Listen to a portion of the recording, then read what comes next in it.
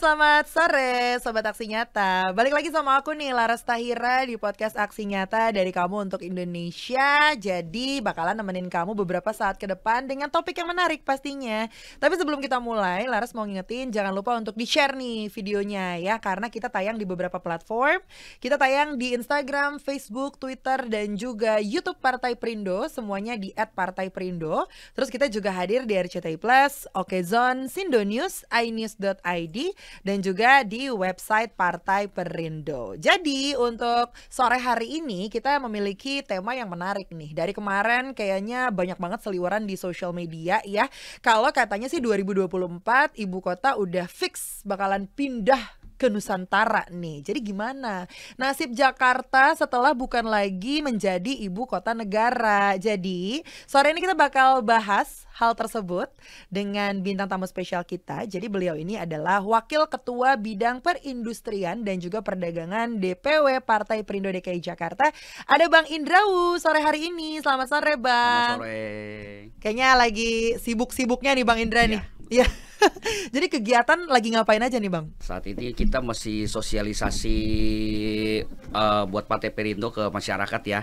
Ya jadi emang tugas kita itu dari DPW itu kita mesti turun ke masyarakat, kita sosialisasi dan membantu masyarakat kira-kira yang membutuhkan apa gitu. Kita bisa bantu, kita bantu gitu.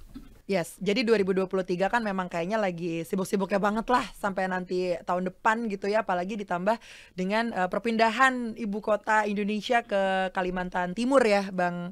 Ya. Bang Thomas ya. Nah, terus ini kalau misalnya memang lagi fokus ke rakyat-rakyat gitu, artinya sudah ada nih program-program yang disiapkan khusus gitu. Tapi untuk sekarang ini yang lagi running nih program apa nih khususnya nih, Bang? Saat ini kita lagi bagi-bagi gerobak ya. Masih ya itu ya? Itu masih. Itu masih. Dan kalau di saya kebetulan kan saya kan di Dapil 3 gitu. Yeah. Kita mendatangi warga kayak kemarin misalnya ada yang warga takut karena tiang listriknya itu kan udah miring. Dia lapor ke RT RW nggak ditanggapin, saya ngelapor langsung ke wali kota segala gitu sampai udah diperbaiki.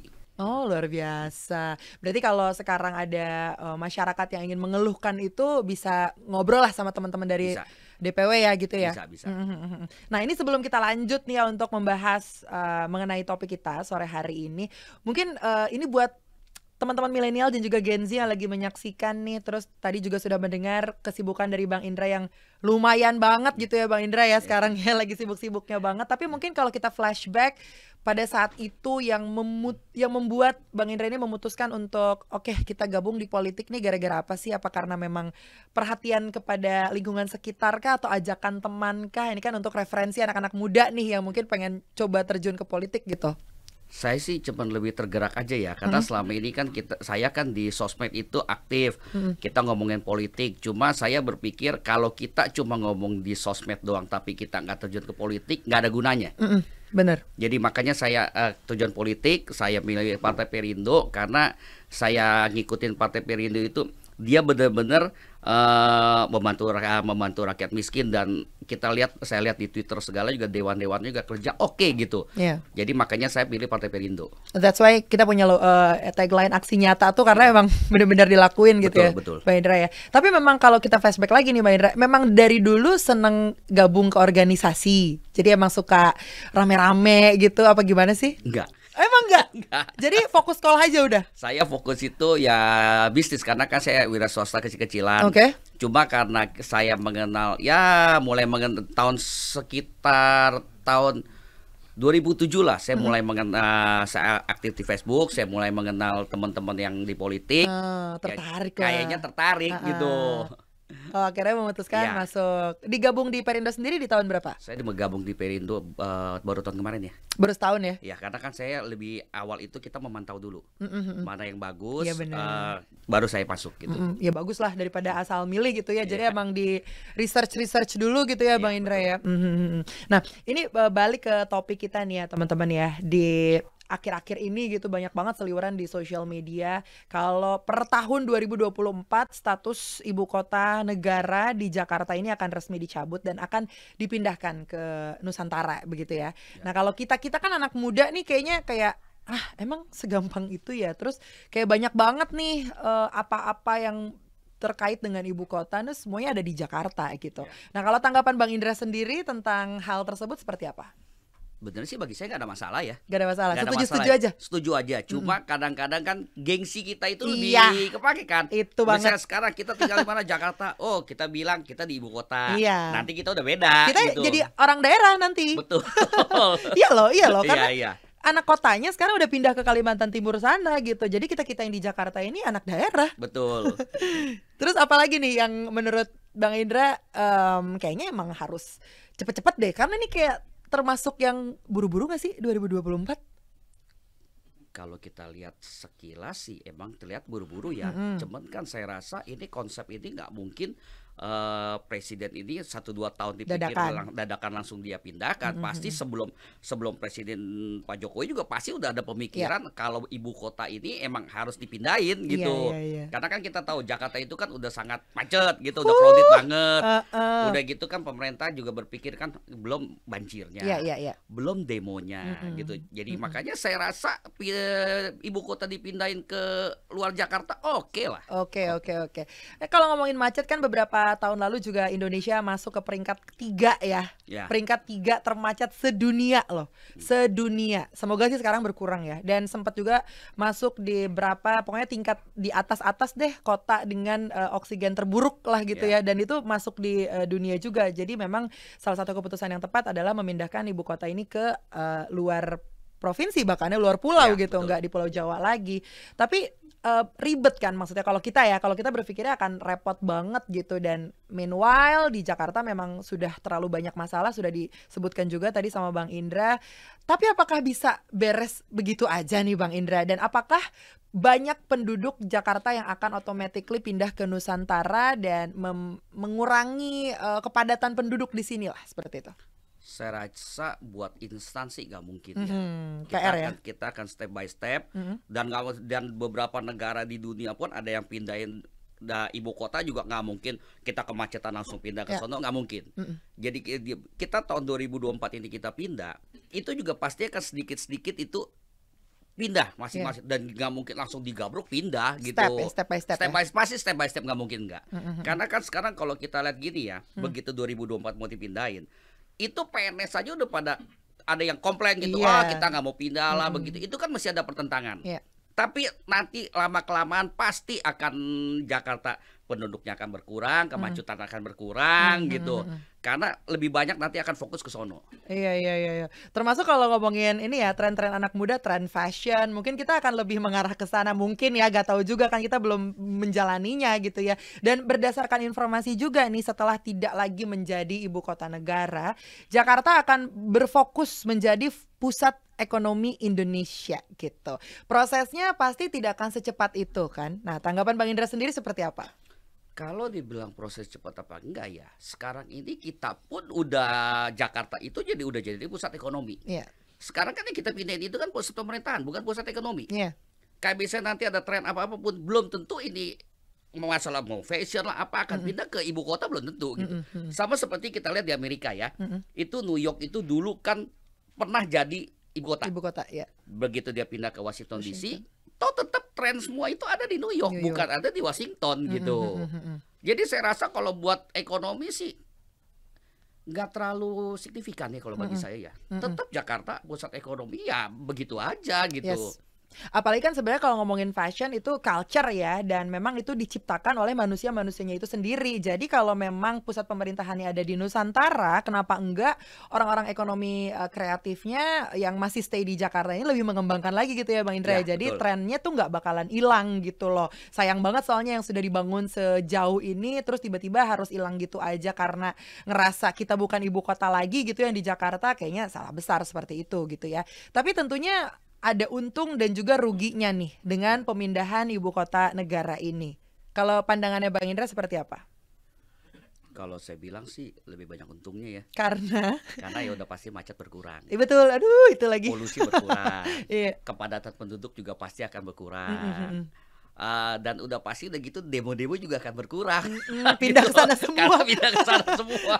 Apa kalau bisa gak usah ada lagi demo di sini gitu. Saya rasa mungkin Ya kan? nanti nggak ada, mungkin yang Iya. nanti yang demo-demo juga mungkin akan pindah ke sono Iya, gitu. iya. Jadi Jakarta nggak ada yang Karena demo. pusat pemerintahannya di Iya. sana. Karena kan dia kalau demo di Jakarta kan percuma. Iyalah, siapa yang mau demo ke siapa? Paling demo masak. Iya, kalau nggak demo makeup. Iya. Itu dia. Jadi karena pusat pemerintahannya tuh sudah ada di sana full ya. Iya. 100% untuk pusat pemerintahan. Dan sekarang untuk pembangunannya sendiri sudah berapa persen ya Bang Indra ya di sana? Kebetulan teman saya itu ada yang emang urusan di sana. Ngurusin gitu di sana, ya. heeh. Cukup cepat katanya. Mm-mm. Cukup cepat. Fokus ya berarti, berfokus di dia situ ya? pemerintah fokus karena kan di 2024 kan nggak mungkin dong. Misalnya presiden mau pindah ke sana 2024 gedungnya Belum jadi. masih acak-acakan belum Masih finishing setengah. kan nggak mungkin. Iya, iya. Ya berarti bisa dibilang sih sudah 90% lah ya untuk 90% belum. Tapi yang kayaknya sih di atas 50 sih mungkin udah. Cuman kan kita kan nggak bisa pantau. Iya, iya, iya. Betul dong. Masa kita sekarang kerjaan kita di Jakarta mantauin sono terus kita pakai Iya. satelit, pakai ini kan nggak mungkin. Pakai Google Earth kita cek kan nggak mungkin. Pakai Google Earth. Yang pasti kita percaya pemerintah di 2024 akan pindah ibu kota. Kita yakin aja, kita percaya pokoknya itu nanti 2024 selesai.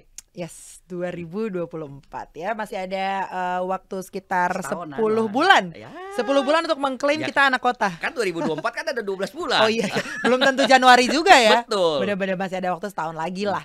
Tapi setelah 2024, apakah di Jakarta akan ada peluang wali kota dipilih dalam pilkada nih, Bang Indra? Bisa.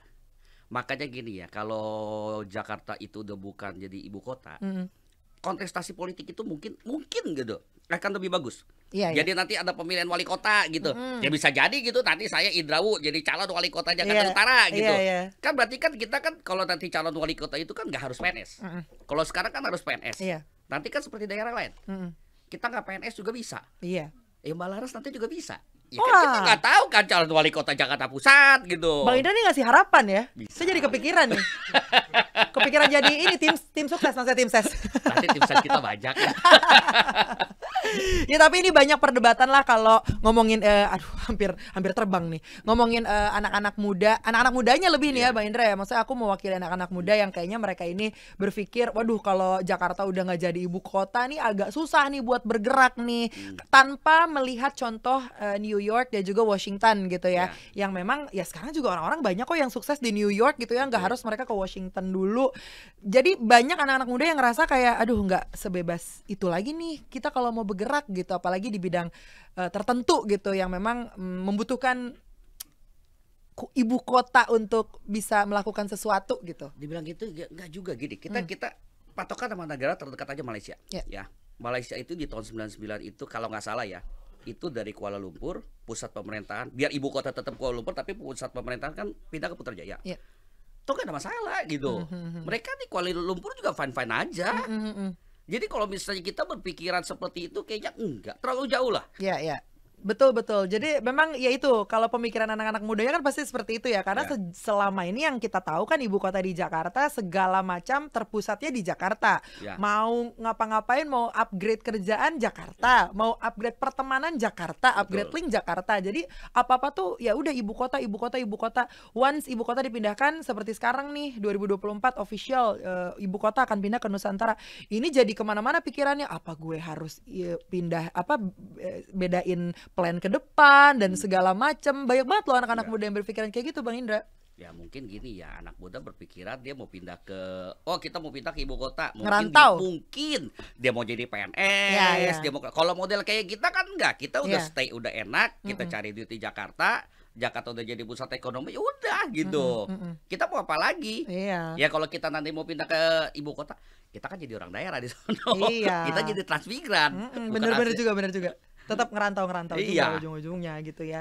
Jadi ya memang kalau ada nih teman-teman millennials dan juga Gen Z yang memang pengen seperti Bang Indra juga ya. Jadi emang kalau Bang Indra kan tadi bukan ajakan teman juga sih, tapi emang tertarik sendiri ya untuk masuk ke dunia politik. Mungkin teman-teman juga bisa memulai untuk bisa gabung di dunia politik ini. Salah satunya adalah dengan masuk ke Partai Perindo gitu ya. Nah, tapi aku pengen dari Bang Indra aja deh nih tips dan juga ajakan untuk teman-teman yang ingin gabung di Partai Perindo gitu seperti apa, silakan. Ya, kalau bagi teman-teman yang tertarik untuk politik, dan peduli sama rakyat, Ya. terutama rakyat yang miskin segala, silakan bergabung di Partai Perindo karena saya sendiri udah membuktikan kalau Partai Perindo itu emang partai yang benar-benar terjun ke masyarakat bawah, dan saya pun di Partai Perindo itu merasa kita tuh kepake gitu. Oh, oke. Jadi kalau misalnya dengan program-program yang Pak Perindo berikan ke saya itu ya sesuai sama saya punya visi misi, dan mereka juga selalu support. Jadi bagi saya saat ini buat gimana ya? Jadi kalau misalnya emang kita tertarik ke politik dan kita emang bener-bener politik itu kita mau terjun membantu masyarakat, boleh bergabung di Partai Perindo. Yes, karena sesuai juga dengan movementnya Partai Perindo ya, produktif, solutif, modern, bersih berintegritas, peduli, dan juga yang paling penting tuh turun tangan untuk Indonesia sejahtera. Jadi kalau mau gabung nih sama Partai Perindo, boleh langsung aja. Ini kita juga punya yang namanya konvensi rakyat. Jadi Partai Perindo ini memanggil putra-putri terbaik untuk Indonesia sejahtera. Kalau pengen gabung nih, kita ada program penjaringan secara daring ya, yang pengen menjadi bacalek di semua tingkatan pemilihan DPRD Kabupaten Kota, DPRD Provinsi, dan juga DPR RI. Caranya tinggal kunjungin aja website di www.konvensirakyat.com. Nih ada di bawah sini.